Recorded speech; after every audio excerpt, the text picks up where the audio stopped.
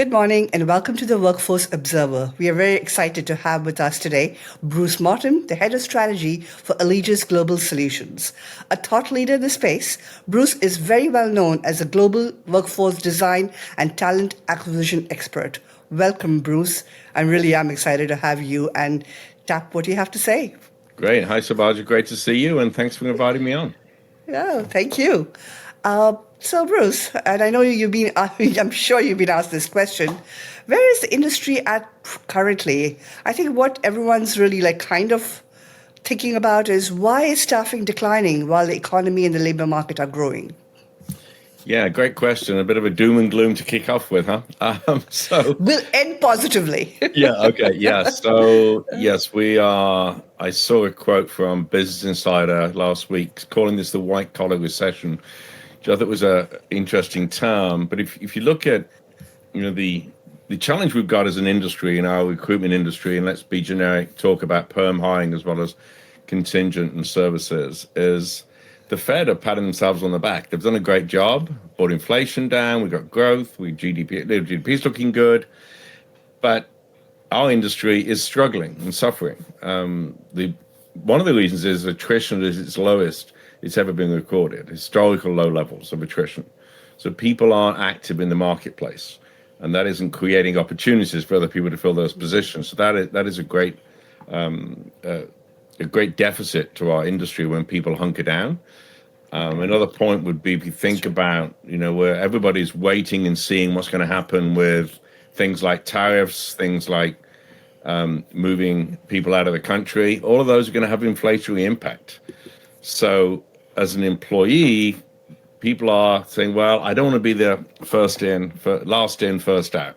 So I'm going to hunker down, keep my head down, do what I'm doing, and then see where the market goes. I think that's going to take the whole of 2025 to sort itself out. So, personally, and it's a personal prediction, I'm calling for a flat market. And I think that, it's going to be a tough time. But it's interesting that, as you say, the economy is doing well, but if you look at a microcosm of our industry, it's just not happening right now.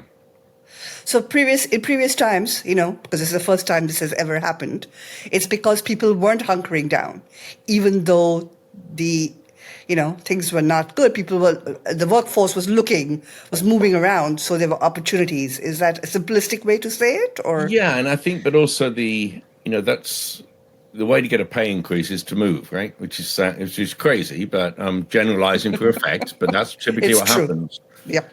But in the market, because it's so stagnant, we're not seeing that. We're not seeing those big opportunities because organizations on the other side of the coin, you've got the individuals that are hunkering down. Organizations are doing the same thing.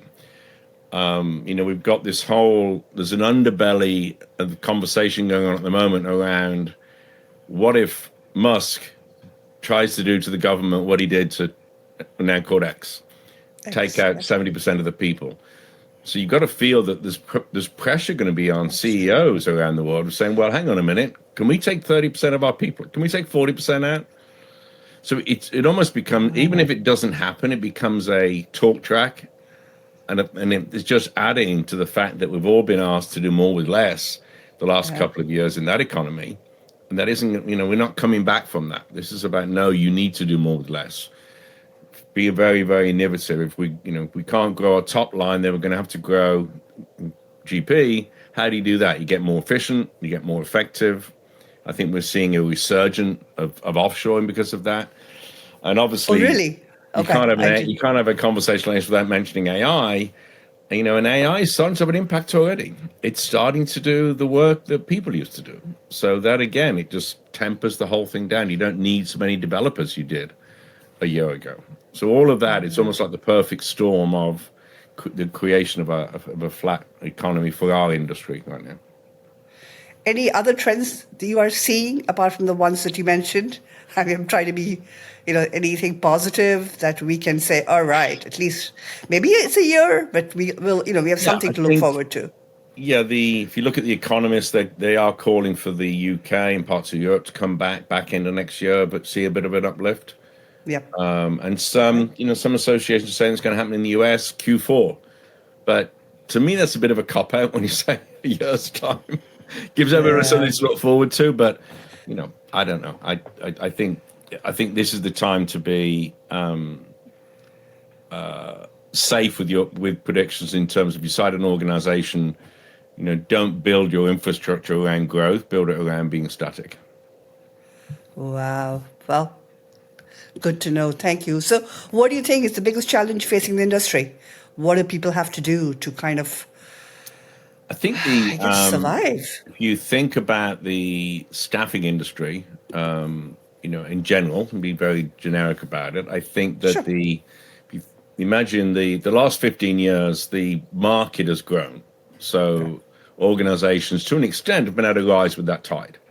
Well, if you think of that as a pie chart, the pie chart's not going to get any bigger. So, as each individual organization thinking about their slice, if they are going to grow and try and sell themselves out of this, the only way you're going to grow, generalizing for impact, the only way you're going to grow is to go and steal business of a competitor, not by rising with the tide. So, I think as organizations think about that, this is going to sound really harsh, but look across your sales force. Are they hunters or are they farmers? We've been okay farming and building relationships for a number of years. Now's the time we need door kickers. Right? People are going to bang the phones and actually go out there and generate business take it off a competitor. But we've been in a similar situation. If you go back 24 years when Y2K was going to happen, Right. and it Right. was almost an anticlimax when nothing happened, right? But anyway, That's the true. year leading up to it, worrying about the Yeah. 2 zeros on the clock, most organizations blew their IT budget to make sure that they didn't explode on Gen 1. That meant as you went into year 2000, companies still needed to get the work done from an IT perspective. They hadn't got any money or limited money or less money. So then you see, well, we need these projects, but we're going to pay less. We're going to pay less. So you started seeing markups and margins in our industry starting to get attacked.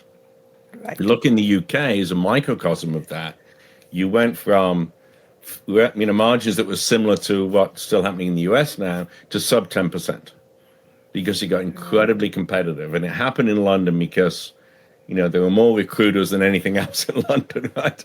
It's incredibly competitive. Right. So that industry from a margin perspective was hammered and it's never come back. People look at now, why do we get better margins in the US and the UK? And you look at that time. It's just it's an example of, I think, from a competitive marketplace, what we're going into now. Wow. Okay. Sobering, but what about innovation? Is there room now for Yeah, I think there is. It's innovation? like they always say you need a war to create innovation. Right? A lot of great Right. things are invented when those Right. times, and I think Right. organizations now, it gives them the opportunity to take a real hard look at how they're getting work done. Is this the most effective way of doing it? Are we still having our people doing the job of robots? Why is that happening? And get very, very aggressive with automation. The technology is there. We just have to embrace it, not just poke it and play with it and think about it. No, get on with it Right. and do something about that. And now is the time that I think, if you're in a role inside an organization that's all about efficiency and effectiveness, now's your Right. moment. You could actually Right. make things happen. You can actually make a change. And I think that's why we're seeing more CFOs getting into the conversation now when it comes to the workforce conversation. Used to be the domain of, just HR and procurement for non-employees. More and Right. more now we're seeing CFOs taking notice saying, hey, I've got to change this number in the bottom right-hand corner of the spreadsheet. How do I do that?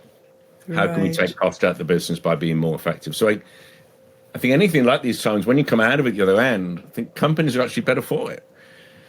Because theoretically, they should be running better. They should be running more efficiently and more effective. And they put work in the places of the world it should be put. And they're using automation where it should be used. So I think that's the silver lining, if you like, or the optimistic view of this is, Right. we need a moment like this just to bump the industry to the next level. That's great. So, along this vein, let's talk about what do you think, and then you've played a huge part in this, the reasons for Allegis' success. Well, I thanks for mean, saying I've been part of it. I've played my small part, I guess. It's a large no, no. organization, Yeah. but I've been here 15 years, Yep. and this is going to sound a bit cliche, but it is the culture. People ask me, do you have any regrets in life? The only regret I have is not finding this company earlier than I did. But it's been, being a privately held company Right. helps a lot. It means that we can make decisions that are all about our client. We haven't got somebody, you know, sitting over our shoulder that's waiting for the quarterly results to come out. So we can truly invest for long term in our partnerships and relationships with clients. Our first client that we won as a staffing company 45 years ago, and as a managed services company 20 years ago, General Motors, we're still there, and we just won Supplier of the Year again, which is fantastic. And longevity is unusual in our industry, Yep. both from a client relationship, but also from an employee. I still introduce myself 15 years in as the new boy. So, it might come with some challenges, but the pros far outweigh that. And I think that they've just done a really, really good job of building a leadership culture that happened to be in the staffing industry. It's a term we use, that it's all about serving down. Look after your people, support your people, and the company will do well. So yeah, we've got great technology, and we got great ideas and innovation and everything else, but it comes down to, we're still in a human business, and our tagline is the human enterprise for a reason. That's a nice way of answering it. So, would you say that that's the biggest contribution Allegis has made to the industry? What are Allegis's contribution? You see as Allegis's contribution. So, this is really more like Yeah, a culture is like a philosophy. It's yeah, hard to implement that, but it has and successfully. But yeah. what else do you see I think, and as also the people in the early days that decided they wanted to go and do their own thing. And if you look at a lot around of the companies in our industry, there's a lot of ex-Allegis folks out there that are yes, operating in similar ways, getting the same right, sales process and so on. So I think that is definitely a legacy of the organization. But I think more right. recently, we've been pushing the envelope on getting organizations to think about the work before the talent, and really dig into what is the best way to get work done, and don't just start with the matching the job to the resume. Really think about the work, deconstructing that work, finding better ways to do it, and starting to think differently. And I think we started that journey 10 years ago, really, when we got into what's now called procurement solutions. It used to be called SOW management, and part of that was because what we want to advise our clients on what is the best way to get that work done. And that isn't just to hire people or get a contractor. It might also be to bundle it up and get it paid for on an outcome. So I think that it was something we were very passionate about and continue to be, but it did give us a head start against our competitors, because we got into that game pretty early, in terms of not just hiring people, but consulting on the work itself, and then being able to help companies really look at their service providers in a different way, and putting a lot more transparency around that. We used to Are talk you about referring? squeezing the Sorry. balloon, right? You reduce your contractors and the services grows. Well, let's make that a glass box instead of a black box, and really dig in with technology, and which we can do now. That's it's easier to do that now than it was 10 years ago. Really understanding what is it saying in that statement of work. Are they actually delivering on that on time, and pay that way, rather than just cutting a check since the first of the month? So, I'm sorry, just to clarify. So, when you say procurement solutions, is that the same as services procurement? Yes, exactly. Yeah, yeah, Okay. yeah. Okay. All Yeah, right. it was So, called you don't. SOW, then it's supposed to procurement. We now call it procurement solutions because it's more encompassing. But yeah, it's all the same Okay. thing. SOW Okay. management Okay. and And sourcing how's being that? part of that. I think So, that and okay. we're now at a position that we're able to source for those clients, not just manage when somebody else has sourced. Right. The big lesson we learned after a couple of years getting into the space is, you can't really take staffing recruiters and turn them into procurement people. You can try, and it's similar-ish, but we realized, and then since then we've been on that journey of bringing into the organization true procurement professionals. Some of them are ex-clients actually that joined us, but yeah. Okay. Did Allegis miss out on the platform race? In what way? I mean, I don't. We didn't hear about Allegis going, direct sourcing or Right. going into a platform or Allegis' new platform, whatever the brand may be. Do you Yeah. think you missed out, or was it deliberate, or it just so happened? I mean, talk a little I about think that that. it's a great question. I think direct sourcing, we got into that very, very slowly, deliberately. Okay, I think that in the early days, there was a lot of confusion. It depended who you asked. There were companies trying to come at it from a tech perspective, a right. tech platform. There were some companies, the payroll companies were trying to get into that space.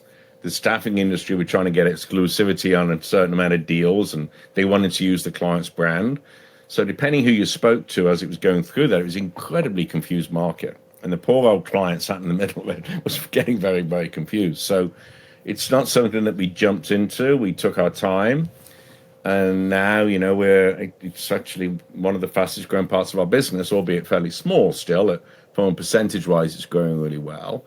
But I think that, our view hasn't really changed from the early days. It's still about being very exact and precise of which of the positions we should be direct sourcing and what are those positions where you should be relying on a supply base, where does that make sense, or you should be relying on a service provider. So rather than try and fill everything and if you haven't in a couple of days put it out to the supply chain, we come at it the other way and say, let's ring fence those positions, usually zero positions that you can build a talent pool against, the easier to fill and repetitive, because then there's space there to deliver those people on a reduced margin, which is what direct sourcing is part of it, right? It's a lower markup. So I think we continue on that journey, but over the period of time, we've grown that within our client base and become more and more. But we're never going to be the organization that goes out there and tries to fill everything. That's just not the way we come at it. From a platform perspective, we've been investing a lot of money behind the scenes to build what we call our Acumen platform, the Acumen Intelligent Workforce Platform. Again, but we took a very academic approach to it in a way. And so we don't just want to create the next shiny thing that we can pitch. This is all about what's really, from a technology perspective, how can we really add more and more value to our clients by giving them one place to go, for example, by getting them through a single sign-on into a workforce world and can start describing what they need doing and then getting advice and guidance within the platform of which route to go down. Should this be contingent? Should you be employee, a freelancer, or a service provider? But putting real science behind that, as opposed to what we're not fans of is half a dozen decision tree questions at the front end or something, because it's pretty easy and you use that a couple of times and you know how to answer the question if you to get to where you want to get to.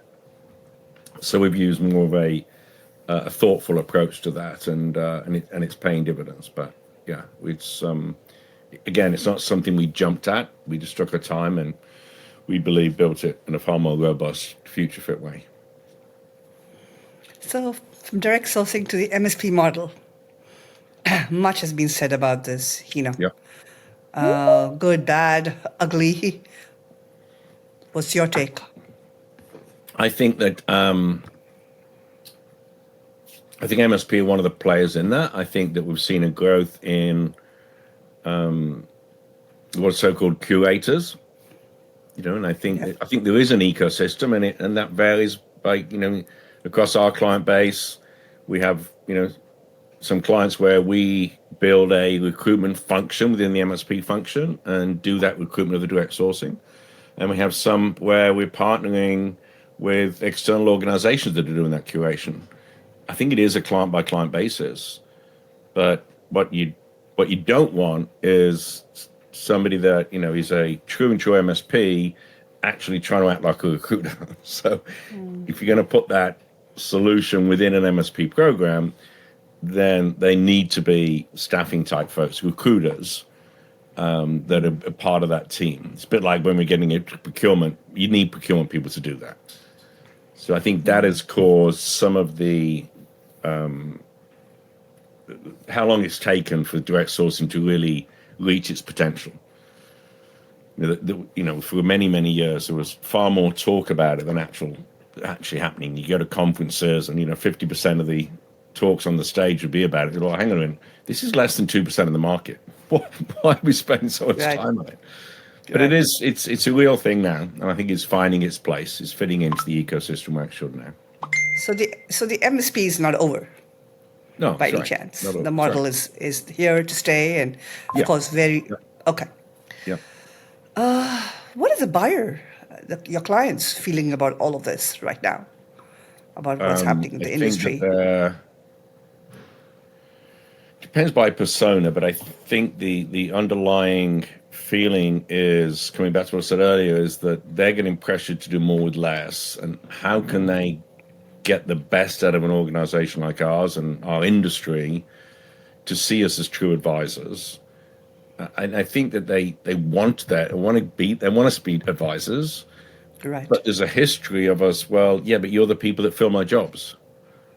So as an industry, I do think, it's beholden on us to actually raise the standard of the industry, not the quality is an awful word, but the credibility.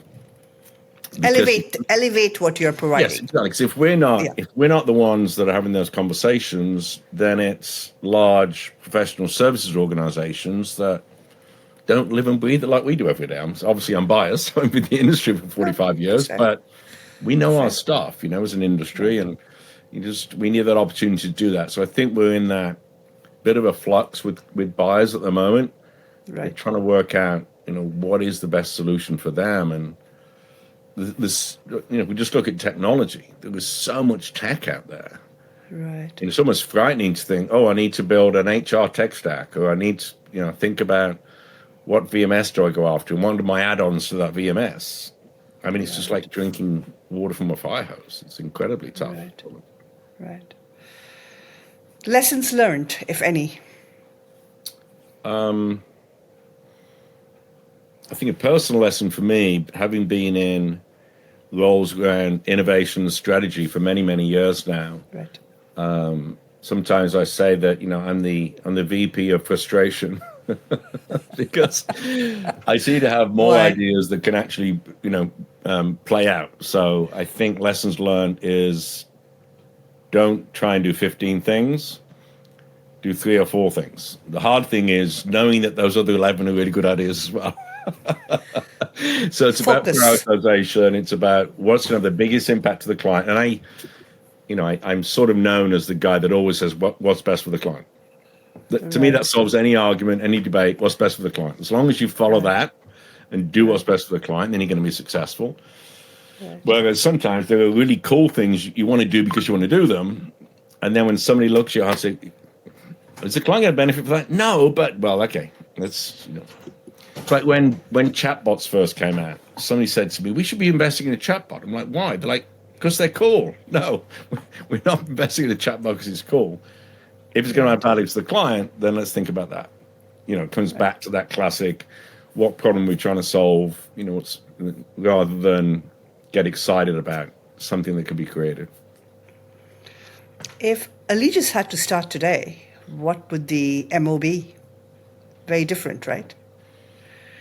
Yeah, I think that we've sort of built ourselves up in a way to be from a company that fills jobs to a workforce advisory organization, and which is incredibly tough. It's hard trying to go that way, when you're working for your stakeholders and getting into the boardrooms of organizations. I think if we were to start again, we'd probably try and do it the other way around.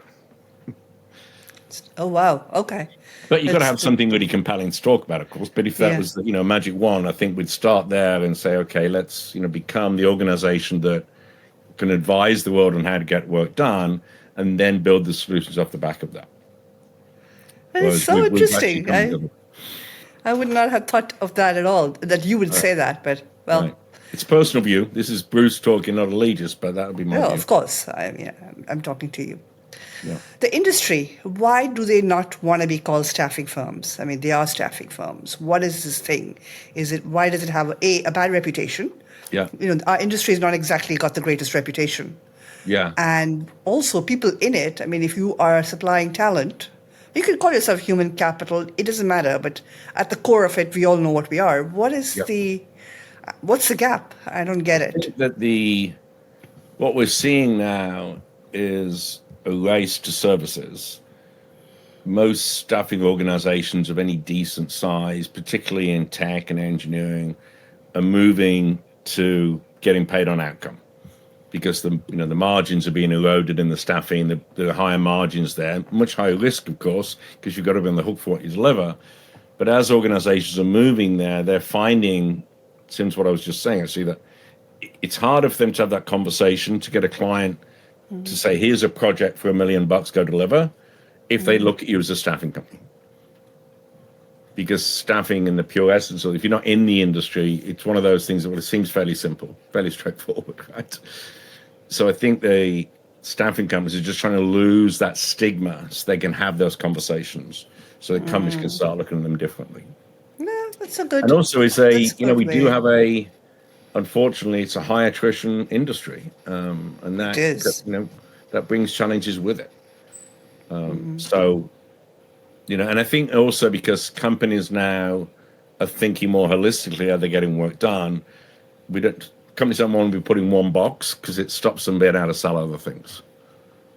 Got it. Okay. That's good to know.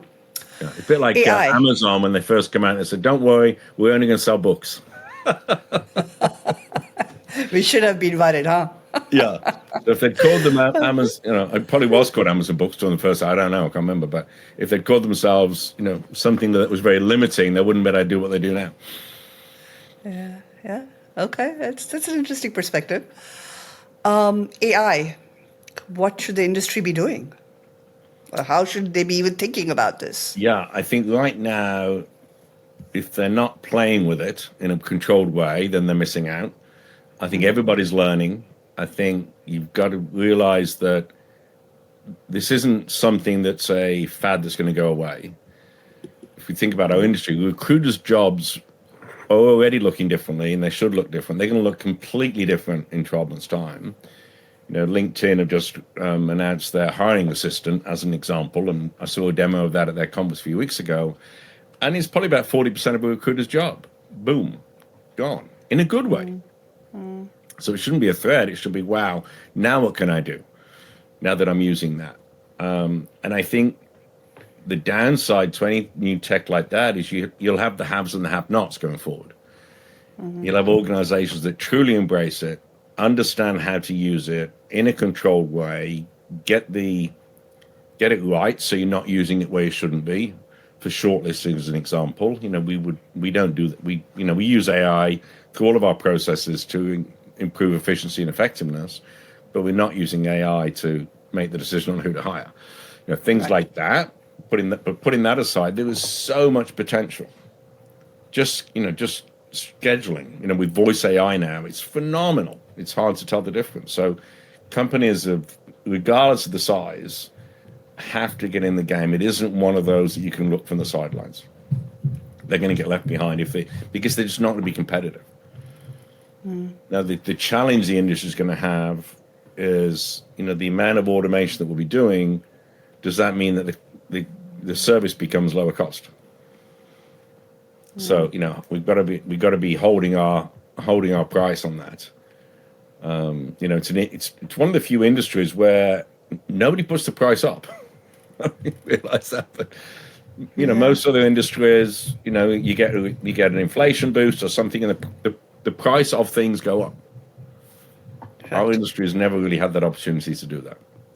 So the only way you can become more profitable now is use more AI, and I think it's staggering when you're seeing how quickly it's getting better. If somebody hasn't looked at AI, if they've looked at ChatGPT 6 months ago, they wouldn't even recognize it now.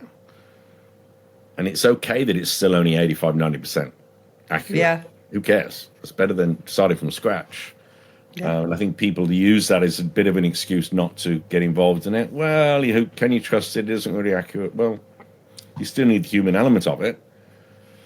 But don't have your job doing jobs that robots can do. That's my approach to it. So what's 2025 going to bring for the industry? What's the future? I think it's going to be flat. I think we'll see, because of where we're at, I do think it will expedite more and more use of technology, hopefully in really good ways.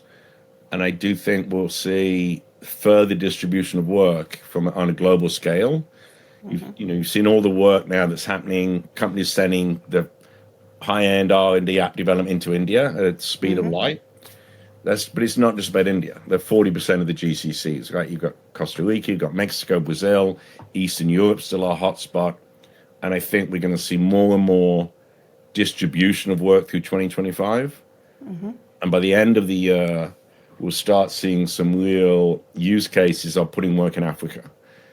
To me, that's been the uncharted frontier for many, many years, a bit of a soapbox of mine. We're starting to see the start of that now. We live in a world where, not all work, but we can send certain types of work to people. You don't have to send people to the work. If we can get that nailed and sorted, I think there's so much opportunity for organizations to just think more globally about getting work done. That's awesome. Let's talk about you. What's your next chapter? I know you are retiring. When is that? Yeah, so I hit 65 this year. So Congratulations. thank you. And we've been planning this for quite a while. We knew it was coming. And got in some, the classic succession planning and backfill and everything else. We're in a really good spot for that. Okay. And I'm not going away. I'm not disappearing. I've been in the industry 45 years, so I'm not going to switch off from it. I think that, I'll become one of them gig workers that will give me more flexibility to take more time out and, and look for the right projects to do. But, yeah, I'm excited about it. It's slightly frightening, but hopefully my golf game will get better. It couldn't get worse, actually. So that's a fair prediction. That's a good prediction. My golf game can only get better. But no, I'm